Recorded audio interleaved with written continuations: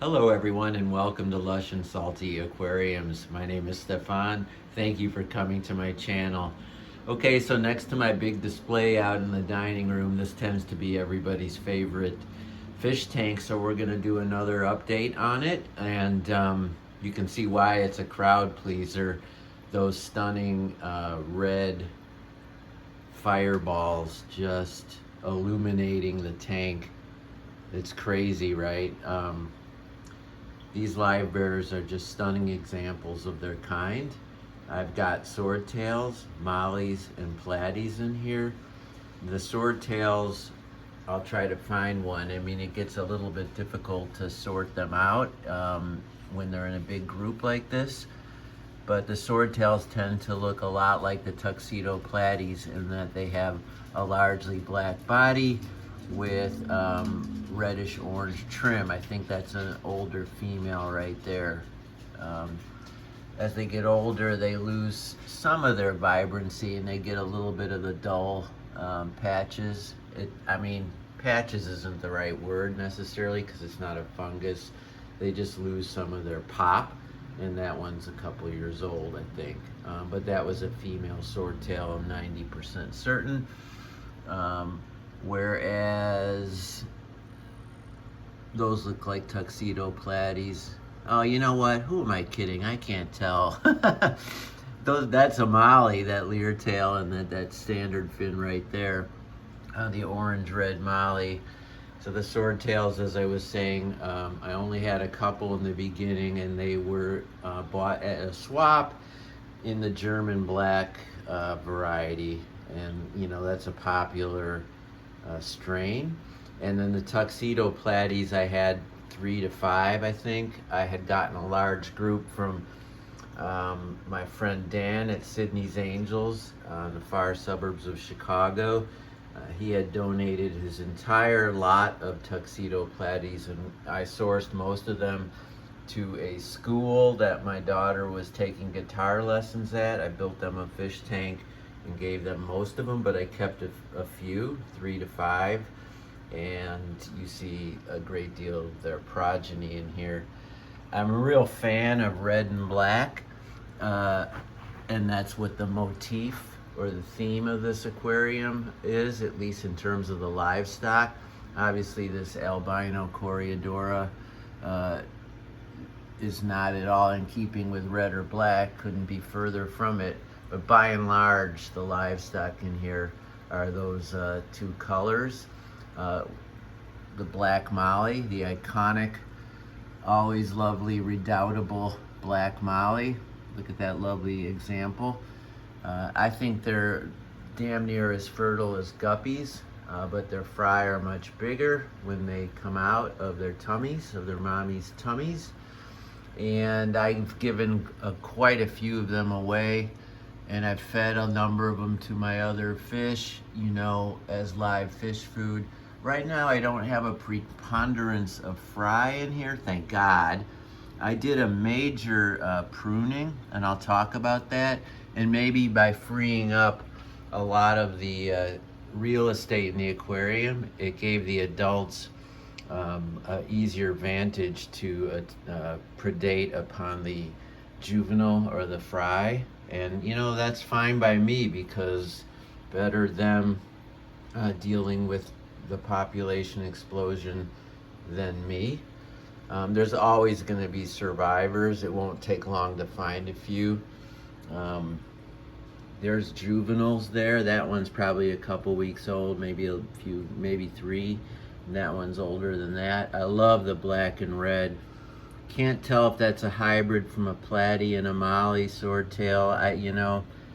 I'm just not a pro when it comes to Livebearers and what will hybridize and what won't. But by and large, you can count on it, especially if you keep all 3 in your aquarium.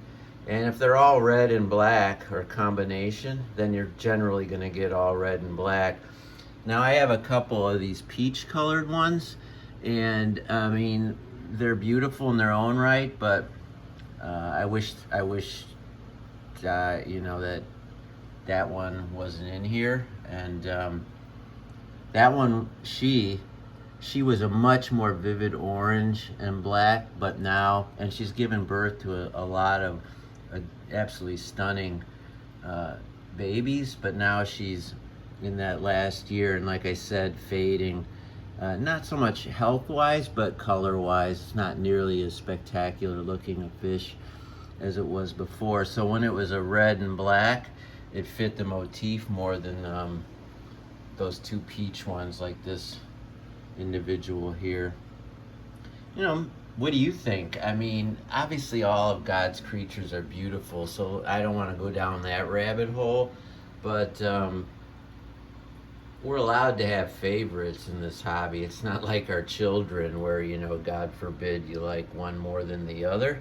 And if we care for them all, I mean, even my favorite fish in here are getting the exact same care as my least favorite. So I don't want to go down the greater than, less than rabbit hole. But what do you think? I mean, should I endeavor to catch these couple peach ones out and give them to my LFS and stick with the red and black theme and be kind of religious about it, or just live and let live, which is probably what I'm going to end up doing, to be honest with you. Let nature decide what should or shouldn't happen in this aquarium, and really in all my systems. So this is cryptic horn. It looks terrific. Zero algae. I've said it before, I'll say it again. Perhaps the best algae eater, bar none, in the freshwater hobby are mollies. They just eat it regularly. It's not like you don't have to do anything or avoid feeding. They enjoy eating it. It's top of their food chain. And you can tell, even with all this population and heavy bio load, I just don't have any algae. I mean, not even really blackbeard algae up by the current. Yeah, there's some. If you've seen my other video recently, I talked about the blackbeard algae problem that I've begun to have in a couple tanks. Not this one.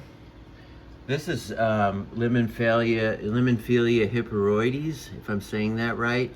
Those are some fun tops. It gets really tall and big, which looks really, really beautiful until it just sort of becomes too heavy-handed up front. So I just cut off the luscious tops and replant them, surrounded by sterogen repens, the little green plant. In some people's tanks, that can be a carpet. Here, they're more specimens, but I love this little grouping here. Just like this grouping of cryptic horn. And back there, some water sprite. Really great looking green, toxic green color.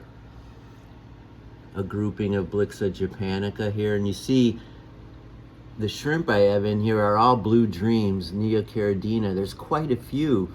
And it's stunning because I don't think I planned on just having a colony of blue dream shrimp in here. Maybe I put 10 or 20 in a year ago, but I also thought I put other shrimp in here, certainly some Amanos, but I also thought some other Neocaridina, and I would have thought I'd get the kind of cross breeding. I'm delighted I have not, because it's fun to have a pure strain in here, and I've got quite a few. I mean, look at those 3 specimens. Blue Dream or Blue Diamond, Blue Black. I've heard them been called all of those things. They're doing really well in this aquarium and not being predated, at least not enough to keep their numbers down. The Anubias showing a lot of new growth there along Dragonstone, which you don't really see much anymore. And then how about it? It's springtime, folks. An Anubias flower.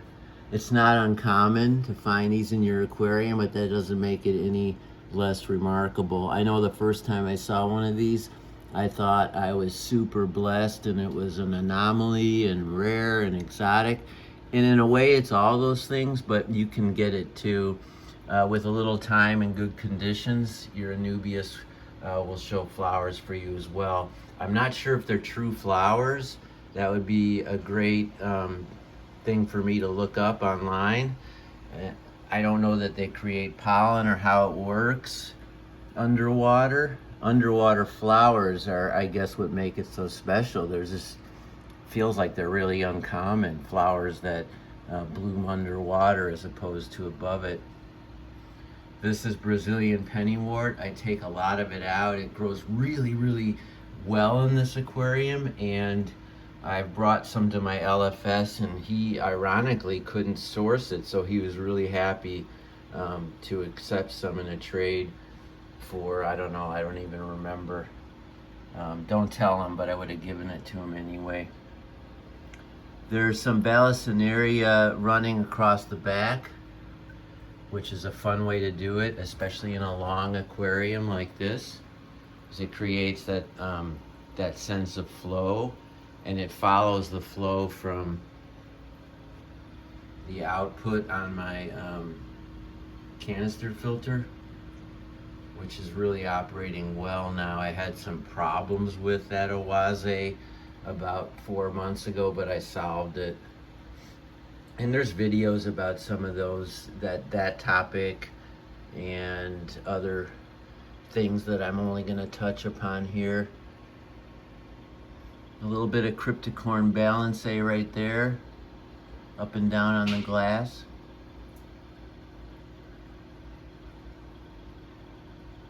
I like doing groupings in general, but especially in this aquarium, it's a little bit of a motif, and it's generally the way people do the Dutch style. You know, just nice, healthy groupings of very different and varied plants. Grouping, grouping, grouping, grouping, and so on. Here I've incorporated that sort of that Dutch style idea in a more classic nature aquascape. And obviously the topwater plants looking pretty good. You see two kinds of pothos there. I love how it transitions the outside of the tank to the inside. You see the top of the water sprite to the left, some water lettuce there, and then down below that crypticorn, of course, all the red fish. I just love transitioning out and then over. And then you can even have some fun with botanicals, leaves I found in the fall, ornaments, this vintage little bubbler. You'd put the tube right in there. I just love collecting that stuff and, you know, playing with it on the outside of the aquarium. And I recommend, if you want to just even, you know, continue to exploit this hobby for all the pleasure it can give you, to definitely start playing with plants outside your aquarium and transitioning from inside to outside your aquarium. And beyond the health of the tank, the roots, you know, pulling out the nitrates and whatnot, they just look really cool back there, and they add to the natural vibe. Lots of people are doing this now. It's very much on trend, and if our hobby was, say, as big as professional sports, it would probably be a hashtag. But all the things that I like to do to expand the strike zone, if you will, of this hobby, to make it bigger and more bodacious, more fun, I'm all in on it. So putting some botanicals, just leaving them be, collecting your leaves when you're walking the dog. I got those 2 seed pods from a it was like the remnants of a outdoor Christmas decoration along the sidewalk. You know how they set up those topiaries, and you know, it was like March and Christmas was long gone, and it was only a matter of time before the landscape crew came and just wiped it all out. So I just took a few of those pods. You know, they sell them, people sell those online for like a bag of 4 for $10. So I urge you to find lava rock when you're on your dog walks. There's red and black variety everywhere. People use it to landscape. You will not be arrested for taking a few pieces. Just boil the crap out of it. Remember, I said walking the dog, that means the dogs have been peeing on it.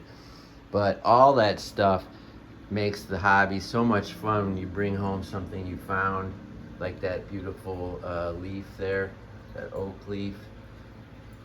And it just reminds me of when I was a kid and we would collect leaves and press them in books, things like that, and show to our parents.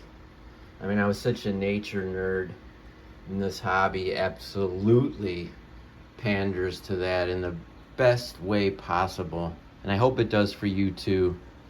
If you have any questions or want to ask me anything more about this aquarium or anything at Lush and Salty Aquariums, please hit me up. I do appreciate it.